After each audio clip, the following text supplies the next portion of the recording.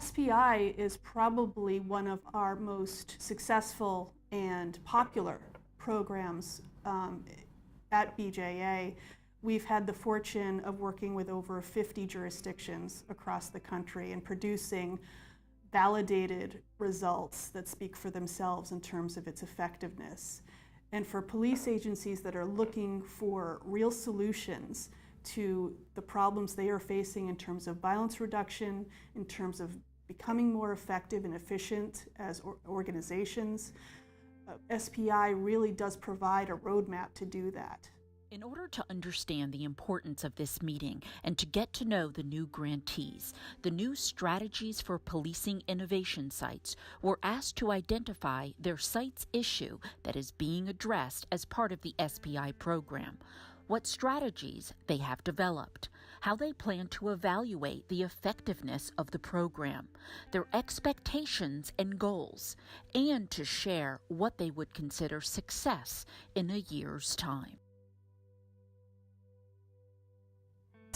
I would say initially what we'd be looking for is some measurable impact on crime, particularly violent crime, and then reduced calls for service. As we're new in the process of implementing this within our first 6 to 8 months of this, we hope within a year's time that we have some impact on it as we perfect what we're doing and learn from mistakes as we implement it.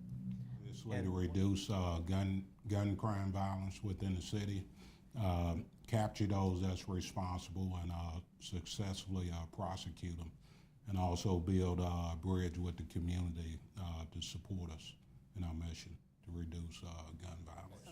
So by participating in the SPI project, the Madison Addiction Recovery Initiative will utilize a multidisciplinary team approach to facilitate treatment and improved outcomes for opioid and drug addicted individuals.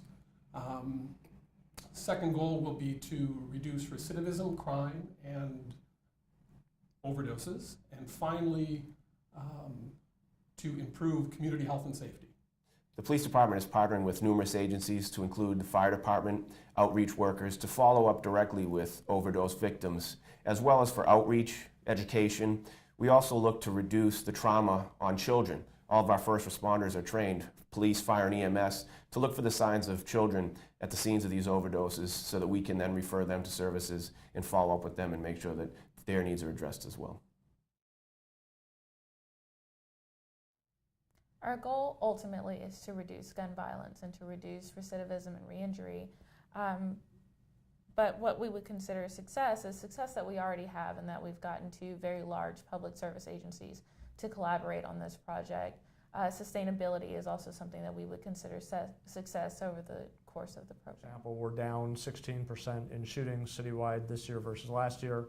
Our first SDSC district to go live, which went live in early 2017, 7th District, Inglewood on the south side of the city, which used to be one of the primary drivers of violence in the city, is now down 40% in shootings this year, year to date, versus last year, versus 2016. So success would be to continue to see those kinds of results and even better results, not only in the SDSC districts, but citywide.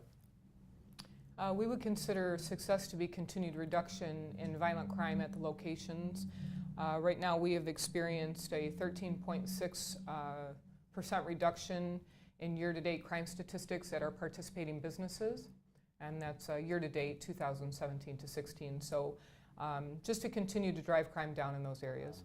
You know, just increasing collaboration in a year's time from now. I think the university and Dutra's department were collaborating a bit more and thinking about projects, and I hadn't really thought about collaborating with law enforcement prior to this project, where I've done some minor projects, and so this has been an interesting relationship where we're kind of throwing out different ideas of how to do things and different research projects, but also different ways of engaging with homeless individuals. I think the success will also be you know, whether or not we can reconceptualize what is that kind of relationship between law enforcement and social service providers will be moving on. Sites who are currently participating in the Strategies of Policing Innovation program, such as Los Angeles, California, Milwaukee, Wisconsin, and Shoreline, Washington, were also in attendance at the meeting to share their experience since being part of the program. They gave the new SPI sites insight and advice as they implement their new SPI strategy. I think the important thing for SPI sites is to think of themselves as a community of practice. Police innovation can't be taken for granted. I've said to my staff members many times that from a political point of view, it is far safer to fail conventionally than to attempt innovation. Innovations are by definition sometimes controversial, sometimes don't work right away, or sometimes cost money.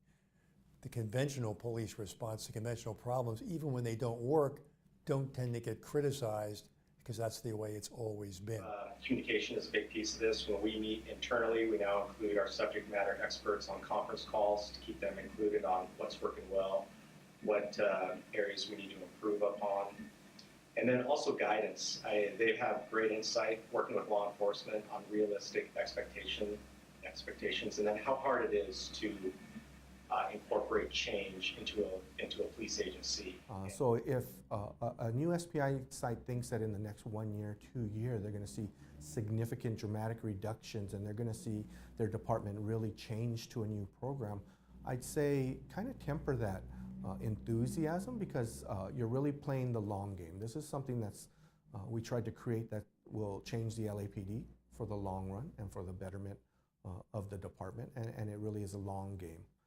And so to have some patience with your program. This meeting enhanced the site's understanding of SPI and 3PI goals, intervention initiatives, and technical assistant resources to implement their crime reduction project. In addition, SPI sites discussed common project implementation challenges and strategies to address those challenges alongside subject matter experts. For more information about SPI, visit www.strategiesforpolicinginnovation.com.